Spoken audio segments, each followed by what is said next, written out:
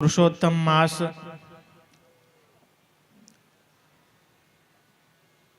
એક રીતે આખા મહિનાનો ઉત્સવ જે અન્ય માટે મલ માસ છે, એ આપણા માટે વધારે એક મહિનો ભગવદ નામ ભગવદ સેવાનો એક વધી ગયો વર્ષોત્સવમાં, એનો આનંદ આપણે લઈએ છીએ. આ પુરુષોત્તમ માસ ભગવદ નામ ભગવદ સેવામય થાય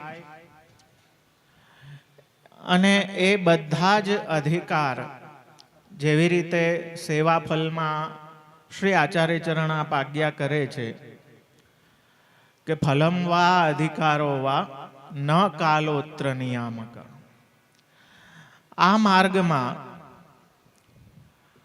ફલ પ્રાપ્ત થવું ના થવું, કોને કેટલો અધિકાર પ્રાપ્ત થવો ના થવો, એમાં કાલ નિયામક નથી, કર્મ નિયામક નથી, સ્વભાવ નિયામક નથી, આપણા કોઈ પ્રયત્નો નિયામક નથી. કેવલ ને કેવલ કૃષ્ણ જ નિયામક છે. અહીં બધું જ કાંઈ કૃષ્ણ ઈચ્છાથી જ સંપાદિત થાય છે અને ભક્તના જીવનમાં જે કાંઈ પણ થાય એ કેવલ ને કેવલ કૃષ્ણ ઈચ્છાથી જ થાય છે. જે પરબ્રહ્મ શ્રી કૃષ્ણને વરેલો છે, જે શ્રી કૃષ્ણને શરણાગત છે, મારા વાલા એ પછી યુનિયન ટેરેટરીમાં આવી ગયો, પછી એમાં બીજું કોઈ હાથ લગાડે એમ છે નહીં, બીજું કાંઈ એમાં ઇન્ટરફિયરન્સ થતું નથી. અને એટલા માટે જ આપણે ત્યાં સાધન કયો, ફલ કયો, પ્રાયશ્ચિત કયો, જે કાંઈ કયો, એ બધું કૃષ્ણ નામ જ છે. ઘણા કહે ને કે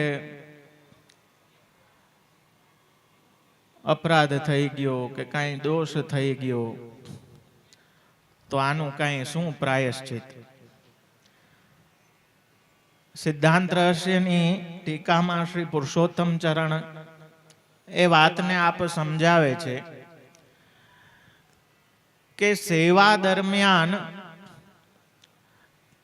કાંઈક ને કાંઈક જીવ બુદ્ધિથી દોષ તો થતા જ હોય, જાણ્યા અજાણ્યા કાંઈક ને કાંઈક થતા રહેતા હોય, તો એનું પ્રાયશ્ચિત શું? ત્યારે શ્રી પુરુષોત્તમ ચરણ આપ સમજાવે છે કે જે કાંઈ દોષ થઈ ગયા અને એની ગ્લાનિ જો મનમાં થતી હોય તો ભગવાનને ચરણારવિંદમાં વજ્રનું ચિહ્ન ધારણ કરેલું છે. એ ભગવત ચરણારવિંદના એ વજ્ર ચિહ્નનું ધ્યાન કરી અને શ્રી કૃષ્ણ શરણમ મમના જાપ કરવા.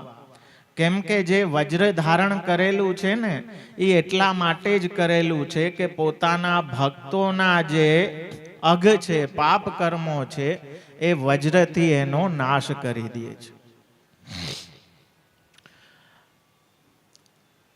શ્રી આચાર્ય ચરણ લગભગ 550 550 વર્ષ પહેલા એ વાત તો સમજાવી જ દીધી કે નાનાવાદ વિનષ્ટેષુ સર્વ કર્મ વ્રતાદિષુ પાષંડૈક પ્રયત્નેષુ કૃષ્ણ એવ ગતિર્મમ. એ નાનાવાદ એટલે શું? ઓલા માજી આમ કહેતા હતા, ઓલા પબ આમ કહેતા હતા, ઓલા બાપા આમ કહેતા હતા, ઓલી બાપી આમ કહેતી હતી.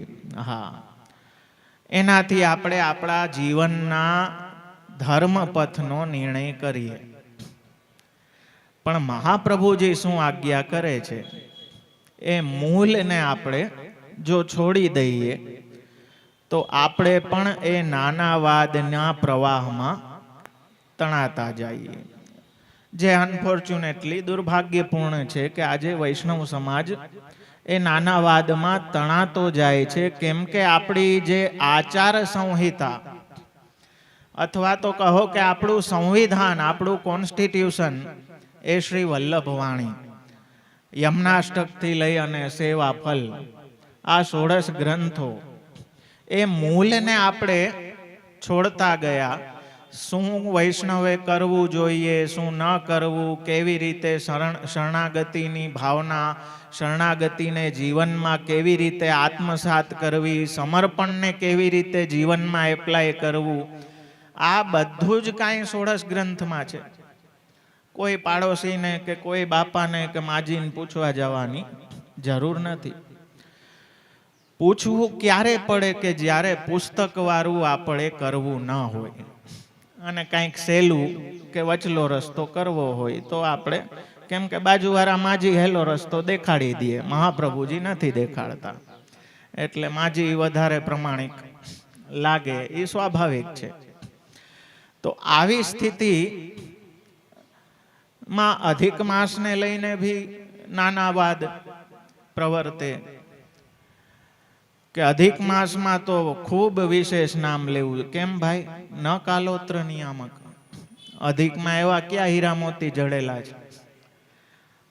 અધિક માસમાં જ નહીં, 12 માસ ભગવદ નામ લેવું જોઈએ. અને આપણા માટે ભગવદ નામનું ફલ જ ભગવાન છે. સાધન ભગવાન અને ફલ પણ ભગવાન. હવે કેમ કે નાના વાદ છે, મંત્રોનું પરિજ્ઞાન નથી અને કામનાઓથી હૃદય ખચોખચ ભરેલું છે. એટલા માટે પછી સાધનોમાં આપણી બુદ્ધિ જાય કે આ યજ્ઞ કરશું તો સારું થઈ જશે, ફલાણું કરશું તો સારું થઈ જશે, આ કવચ, ઓલો કવચ, ફલાણો કવચ. શ્રી પુરુષોત્તમ સહસ્ત્ર નામ ને શરૂઆતના જે 8 શ્લોકો છે, એ 8 શ્લોકો એ ઉપક્રમ છે. આચાર્યચરણ મંગલાચરણ રૂપે જે ઉપક્રમ કરે છે એ 8 શ્લોકોમાં કરે છે. અને કોઈ પણ સ્તોત્રનો વિનિયોગ ક્યાં છે, એ સ્તોત્ર શું કાર્ય કરે છે, એનું સામર્થ્ય શું છે, એ બતાવતા